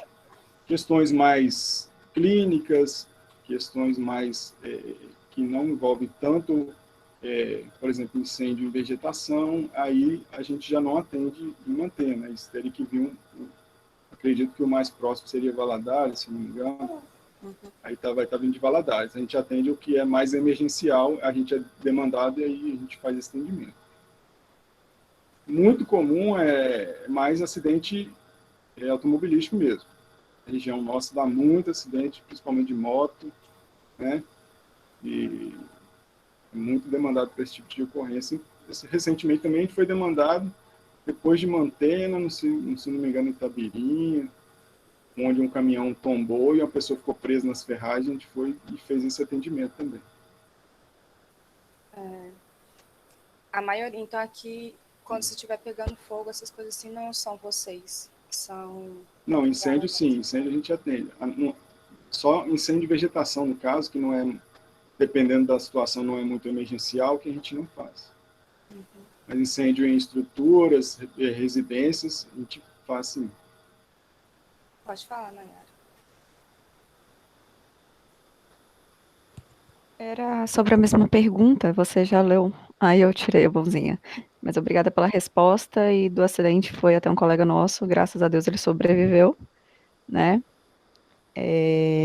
E sobre a questão, eu coloquei até embaixo, sobre visitação na base, palestras na base, qual o tipo de documentação a gente precisa, se possível, né?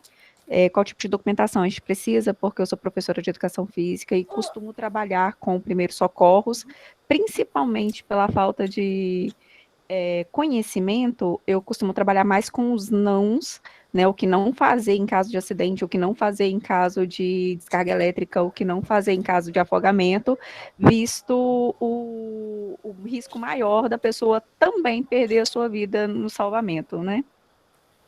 Verdade. A gente fazia muito esse atendimento ali na base, né, com palestras, com visitação. Esse tempo agora que foi meio suspenso, né, esse atendimento lá, por conta da pandemia, a gente não tem recebido, mas se Deus quiser, e melhorando a situação, a gente retornará a fazer esse tipo de atendimento novamente, receber as pessoas ali, alunos, escolas, para poder estar passando essas informações com palestras e mostrando toda a estrutura e equipamentos. O documento necessário é só um ofício mesmo, solicitando, fazendo uma solicitação e informando o que é que vocês têm interesse, né? Se é a visitação, conhecimento dos equipamentos e a rotina de trabalho, informação sobre primeiros socorros, só descrever isso num ofício e solicitar, colocando o dia e horário que vocês têm interesse, né? E está encaminhando ali para a nossa unidade. E a Camila perguntou como você lida com a carga mental desse trabalho. Salvar alguém tentando suicídio, lidar com o pânico, deve ser muito difícil. É uma situação muito, muito difícil, né? E é preciso um equilíbrio emocional, né? E tudo isso também existe um preparo, um treinamento para a gente poder estar lidando com situações envolvendo riscos e pressão e situações mais complicadas, como essa. Na hora da ocorrência, a maioria das vezes, a gente não fica mais preocupado em resolver a situação, né? Tentar resolver a situação. Após o ocorrido, que você começa a pensar mais sobre essas situações, né? E aí existe também, no Corpo de Bombeiros do Estado do Espírito Santo, um suporte psicológico para os militares, né? E, dependendo da situação, ficam debilitados psicologicamente em diversas situações, mas existe esse suporte. Mas na hora da ocorrência mesmo, na hora da situação, você quer colocar em prática aquilo que você treinou e aprendeu, e não fica muito pensando nisso na hora da ocorrência, não. Você quer resolver a situação. Assim, aí quando acabou aquela ocorrência ali, você chega no quartel, que aí, em conversas ali sobre a situação e depois pensando, que você fica mais pressionado psicologicamente, vamos dizer assim, né? No caso, se, vocês têm algum acompanhamento psicológico para lidar com essa, né? Devido, como a Camila falou, né? Essa carga, né? De morte, né? Lida muito com essa situação. Aí, no caso, tem algum profissional que atende, né? No caso, você já tem essa situação ou não? Existe um suporte psicológico, que ele é em Vitória, no caso, não aqui na região. Mas você pode acionar, é você que tem que acionar, no caso. O militar aciona esse suporte que fica lá à disposição dos profissionais, e você acionando eles, você vai ter esse atendimento. Mas aí é o próprio profissional que precisa acionar, né, e demandar esse suporte psicológico que tem já disponível lá em Vitória.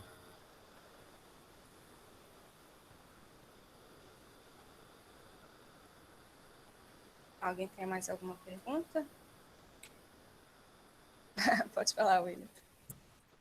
Diego, pode ir, Gabriela, pode falar.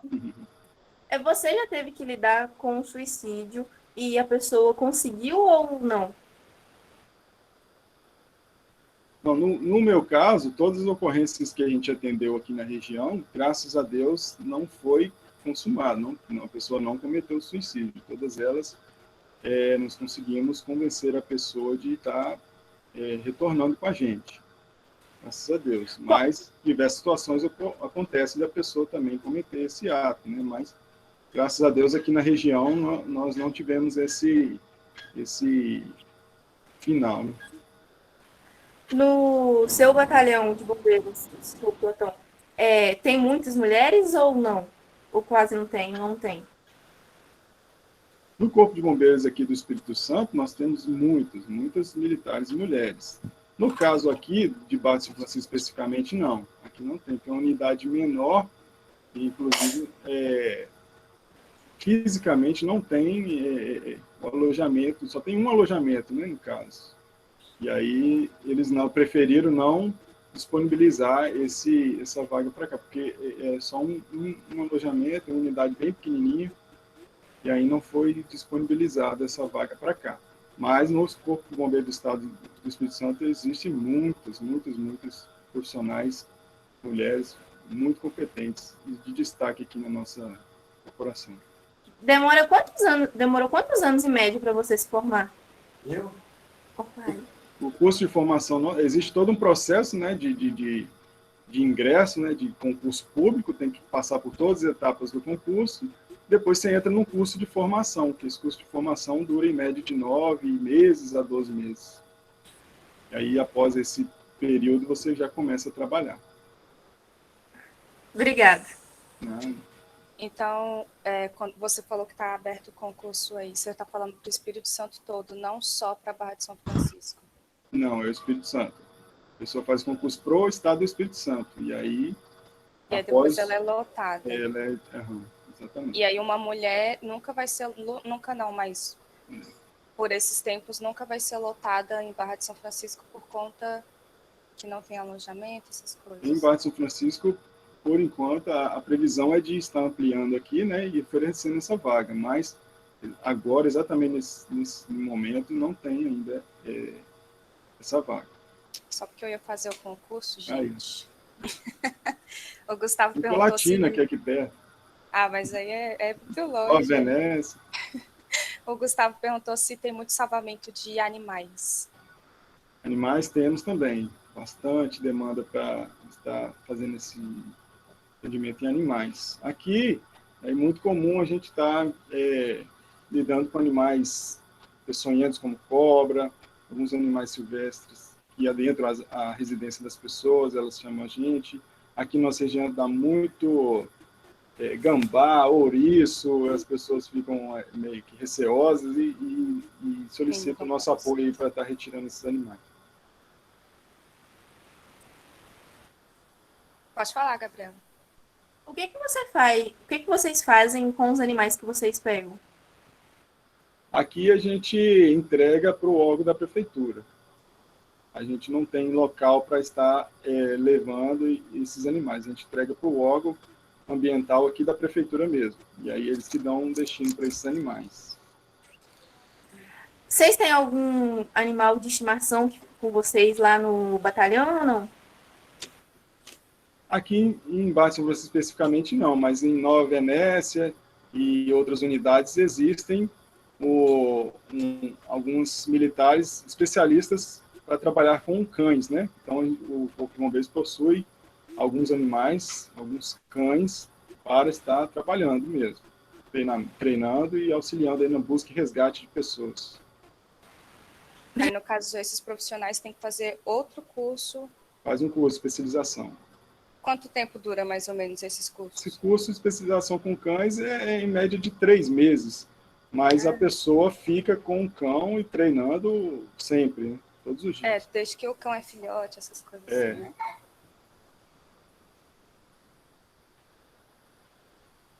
Mais perguntas, Gabi? Qual que foi a maior ocorrência aí que vocês já trataram aqui em Barra São Francisco e região? Maior ocorrência? Aqui nós entendemos ocorrência de grande porte, por exemplo, incêndio em uma residência de 2 andares, aqui foi uma ocorrência que demandou bastante recurso e tempo. Ocorrência envolvendo colisão de caminhões, uma ocorrência que demandou também muito tempo de trabalho, porque ficou 3 pessoas presas nas ferragens, uma situação muito complicada, e aí foi uma situação de grande porte também, um tombamento também de uma colisão, né, envolvendo ônibus, com diversas pessoas dentro, uma situação também de grande porte. Essas situações que a gente considera situações de grande vulto, né, grande porte. Tem alguma raça específica de cães que eles trabalham ou não? Cada bombeiro utiliza uma raça específica. Aqui no caso do Espírito Santo, eles estão usando o pastor, né, pastor alemão, se eu não me engano, que é uma raça que eles têm trabalhado e têm adaptado bem ao serviço aqui, especificamente no caso do bombeiro, né?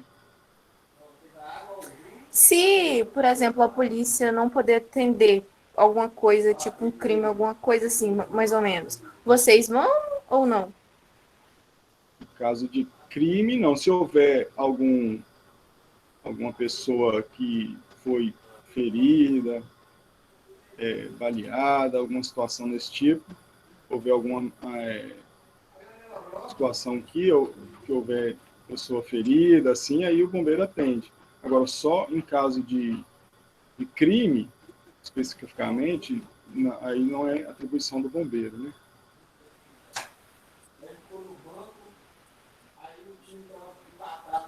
Você já teve algum caso de alguém se afogar ou de um sufocamento por alguma coisa? Sim, sufocamento, sim. Igual o exemplo que eu dei de engasgamento é um tipo de sufocamento, né? Inclusive, foi no meio da rua mesmo e a gente conseguiu fazer esse atendimento. Afogamento, a maioria das vezes a gente vai para fazer busca, né? Que a gente não está no local, questão de afogamento, em poucos minutos a pessoa, felizmente, não resiste. E aí a gente vai para poder fazer a busca e o resgate dessa pessoa, né, desaparecida ali. Ou que se sabe mais ou menos onde está o local, a gente vai também para fazer. A situação de que envolve resgate em situações de água é uma situação onde já tem a presença de um guarda-vida ou do bombeiro ali no local fazendo a segurança do local, e uma pessoa começa a afogar, e aí você faz, então, o resgate dessa pessoa. Aí sim. Mas se não houver a presença ali de um guarda-vida ou de um bombeiro, muito difícil, né? Porque por conta do tempo de deslocamento até o local, a maioria das vezes é mais para fazer busca mesmo e resgate.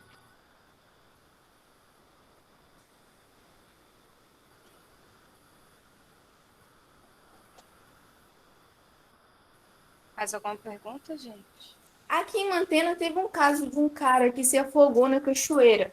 Foi os bombeiros de Barra de São Francisco que veio. Você já veio preparado para achar o corpo ou veio preparado para já achar a pessoa viva? Quando há esse tipo de solicitação, normalmente o que é acionado são os mergulhadores mesmo, né? Porque já há um tempo que a pessoa está ali no local, submersa, então é acionado a equipe de mergulho mesmo, a equipe de mergulho que vai até o local e faz a busca e o resgate dessa pessoa. Vocês já teve algum caso muito estranho que vocês teve que ajudar? Estranho? A gente nunca sabe o que a gente vai encontrar, né? E aí, o que acontece muito é a pessoa, na hora de passar informação no telefone, fala uma coisa, quando você chega no local é outra coisa, e aí muitas vezes você já não... Por exemplo, a pessoa fala que tem uma pessoa caída do lado da via, do lado da pista. Tem uma pessoa que caiu do lado da pista, não responde, não fala nada, o que aconteceu já com a gente.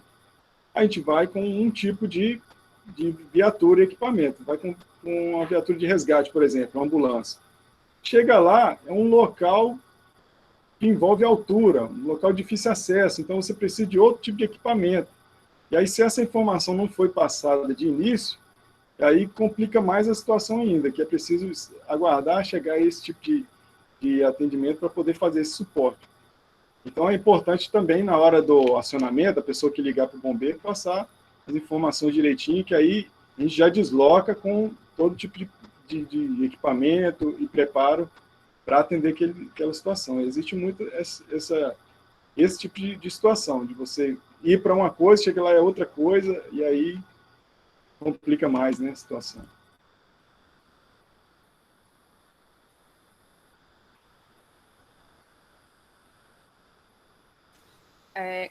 De todas as ocorrências que você tem que fazer, qual que você mais gosta de pegar e qual que você menos gosta? Olha, existem umas, por exemplo, a gente trabalha muito aqui com resgate, primeiros socorros, né? Isso é uma situação que eu gosto bastante. Gosto de estar lendo, estudando sobre primeiros socorros e situações de resgate, né? Vítimas de resgate. Situações envolvendo, por exemplo, mergulho, água, é uma situação que eu já não gosto bastante. A gente faz também, mas não temos tanta afinidade, mas a gente realiza também. Algumas ocorrências que é mais complicadas, vamos dizer assim, que ninguém gosta de pegar, é uma ocorrência que de vez em quando a gente encontra aqui na região também, por conta de algumas áreas que possuem algumas casas possuem fossa, né? E aí existe essa condição de estar atendendo, por exemplo, animais que caem em uma fossa, por exemplo. Diversas vezes a gente já teve essa situação de estar tirando cavalo que caiu dentro de uma fossa. Essa é uma ocorrência que ninguém gosta de estar atendendo, né? Mas nós estamos à disposição também para fazer. O Júlio Santana perguntou qual foi o resgate mais complicado. Mais complicado? Um que foi, assim, complicado, mas foi gratificante, foi de uma pessoa, uma moça, que sofreu um acidente aqui, de moto, e estava num estado extremamente grave, crítico mesmo. E aí, numa situação difícil, acesso, nós conseguimos chegar, atender de maneira mais rápida possível, e ela estava numa situação muito crítica, traumatismo, lesões generalizadas pelo corpo, estado muito ruim mesmo. Mas, depois de alguns anos, muito tempo na UTI, muito tempo de fisioterapia e recuperação, diversas cirurgias, ela conseguiu se recuperar. E aí a família dessa moça foi até a nossa unidade e pediu o nome de quem estava atendendo a ocorrência naquele dia. E aí eu era um dos que estava atendendo naquele dia, e ela nos convidou para uma cerimônia no dia de agradecimento, e fez uma placa em homenagem. Isso foi muito gratificante, porque a maioria das vezes a gente não tem contato mais com aquela pessoa que a gente atendeu, a gente nem sabe mais o que aconteceu com a pessoa, né? E quando a gente tem esse retorno, né, daquela pessoa aí que a gente atendeu, conseguiu se recuperar e fez esse agradecimento, essa homenagem para a gente fica muito alegre, e é muito gratificante, né, ter esse retorno daquilo que a gente fez. O Gustavo perguntou com que frequência vocês têm que fazer inspeção de equipamentos de combate ao incêndio. A inspeção é diária.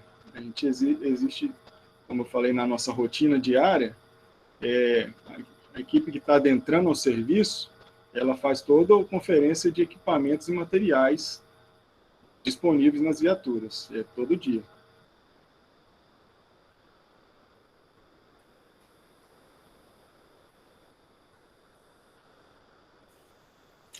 Bem, já são 10h47, a gente já passou bastante do nosso horário, então se ninguém tiver mais alguma pergunta, eu vou encerrar esse sábado letivo aqui.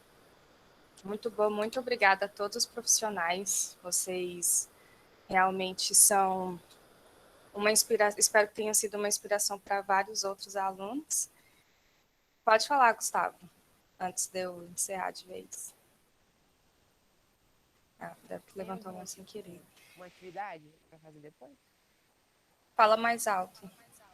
Tem alguma atividade para responder depois? Não, tem não.